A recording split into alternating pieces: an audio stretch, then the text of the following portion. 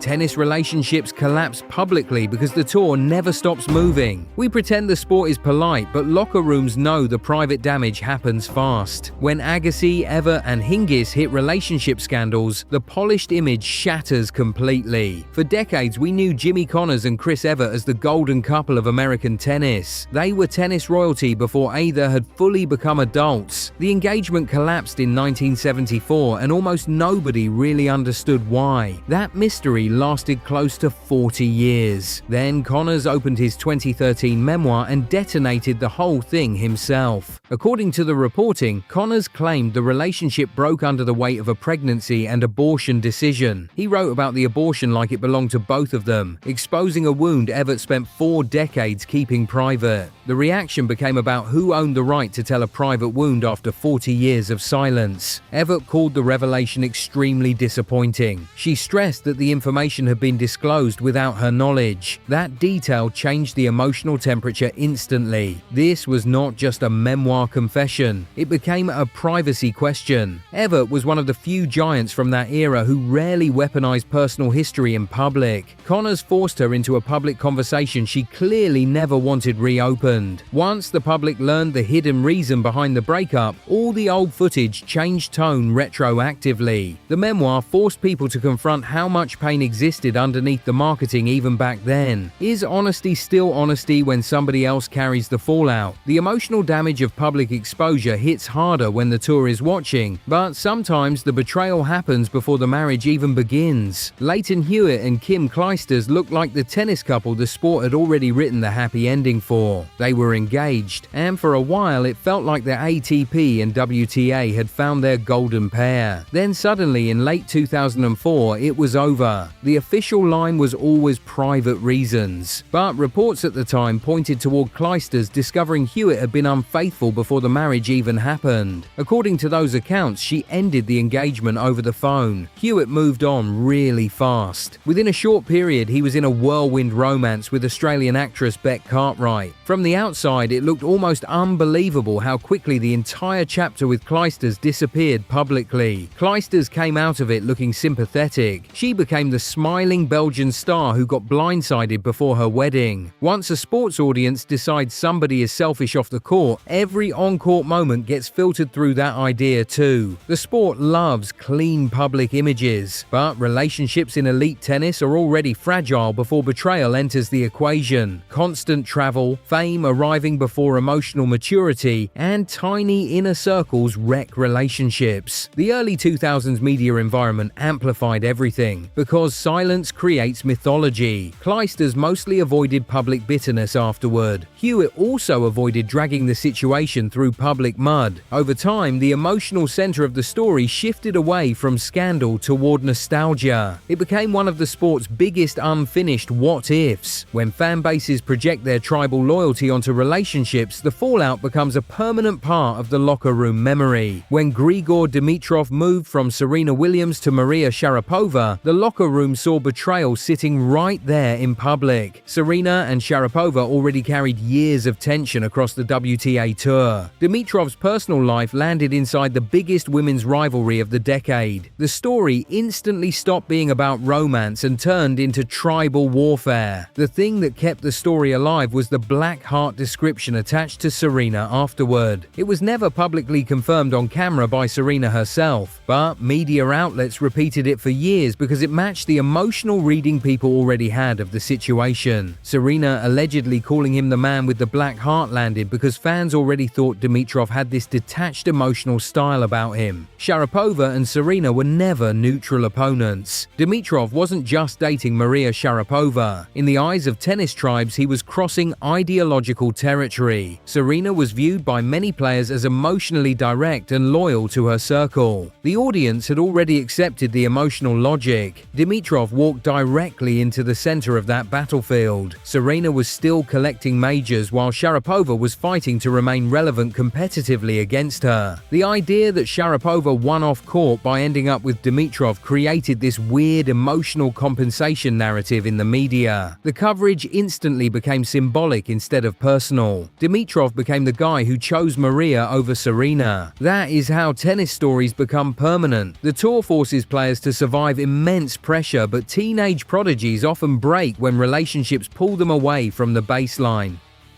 Radek Stepanek ended one high-profile tennis relationship and almost immediately walked into another one. Martina Hingis was gone. Nicole Vaidishova was suddenly there. The timing alone made the entire thing feel messy before a single ball had even been struck. Vaidishova was one of the biggest teenage talents women's tennis had seen in years. World number 7 as a teenager. Instead of talking about her forehand, people were talking about her marriage. She marries Stepanek at 18. The spotlight grows heavier and the results flatten out. Within a few years, one of the most gifted teenagers in the sport is basically gone from the top level. Tennis history is full of prodigies who burned out young, but the timing became impossible for people to ignore. One minute she looked like part of the future of women's tennis. The next minute people were speaking about her career in past tense. Tennis does not wait for anybody. Stepanek already understood the machine. He was older, experienced, and hardened by the ATP Tour. Vaidishova was still discovering it while living inside it. When the retirement came in 2010, it landed like a shock. One side says the marriage narrative became unfair and lazy. The other side believes the relationship and the lifestyle shift changed the entire trajectory of her career. We saw a teenage player who looked destined for years at the top bend sharply before the prime even arrived. Even when players survive the initial scrutiny, combining two active elite careers usually creates tension the calendar cannot sustain. When Radek Stepanek divorced Nicole Vaidishova in 2013, the tennis world barely had time to process the split before Petra Kvitova appeared beside him. The tour does not stop. The airports do not stop. The rankings do not stop.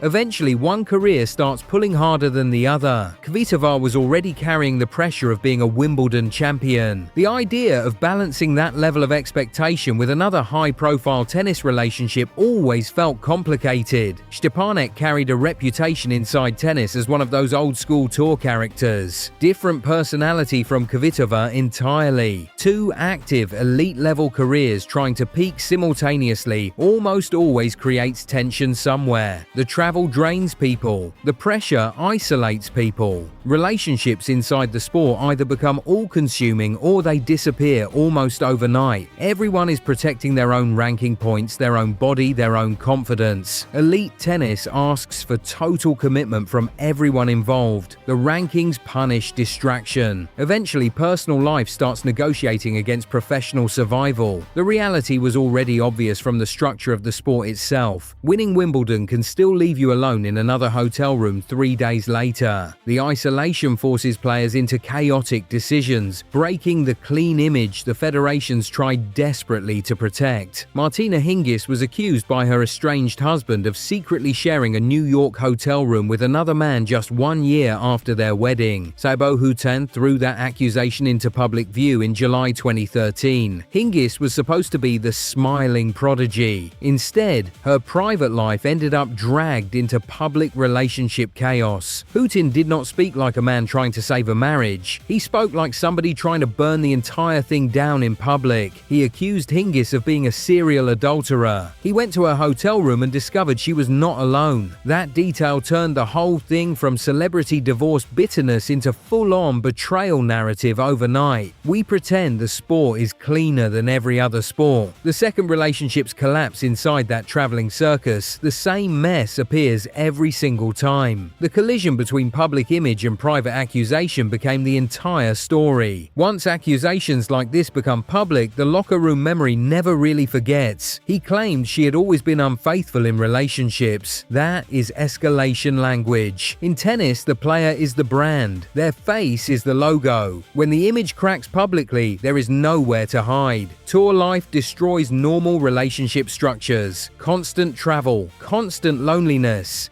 Relationships in that environment either become intensely loyal or completely unstable. The story shattered the illusion around somebody who once represented youthful perfection in the sport. The fairy tale version disappeared. Name one ATP or WTA top-tier star in the last 2 decades who survived the tour without a relationship scandal, a public betrayal, or a massive emotional collapse attached to their name.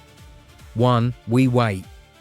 Andre Agassi had been obsessed with Steffi Graf for years before any relationship actually happened. Not casual admiration either, real fixation. Brooke Shields had a picture of Steffi Graf's legs on the refrigerator. Agassi himself told the story years later and never backed away from it. While Agassi was still married to Brooke Shields, his mind was already drifting toward Graf. The photo stayed on the fridge. He saw it every day.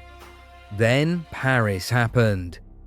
At the 1999 French Open, Agassi completed his career Grand Slam. But underneath that trophy run was another story moving at the same time. People started noticing the two of them together more than usual. The whispers around Agassi and Graf were already moving before the public fully caught on. The tension was quieter than a dramatic scandal. Practice sessions, lingering conversations. Agassi later described the whole thing like destiny had finally stopped whispering and started yelling directly at him. Graf wasn't just another tennis celebrity. She was tennis royalty, cold efficiency. Agassi's life before that had always felt loud. Graf's felt controlled. The Brooke Shields side of this story gets forgotten too often because people reduce it to gossip. Agassi later saying the fridge photo showed where his heart really was. Almost sounds cruel when you hear it back now. Graf retired later in 1999. Agassi's marriage to Shields collapsed. They got married in 2001. Two legends who already understood the weird emotional isolation tennis creates. Agassi and Graf somehow escaped most of that chaos because they arrived there older and already broken in specific ways. The less people say, the more the locker room starts reading body language instead. The relationship worked because both of them were exhausted by performance as identity. Agassi spent huge stretches of his career searching for emotional stability through reinventions. Graf's entire image was consistency. In a weird way, their relationship feels like Agassi finally running out of reasons to reinvent himself. Millions of people already had opinions about them individually, but the actual relationship grew almost privately underneath all that noise. The sport built its history on these public collapses. Court documents and memoirs prove the schedule wrecks the humans playing it. Agassi, Ever and Hingis lived it. Wonder who the tour breaks next under the floodlights.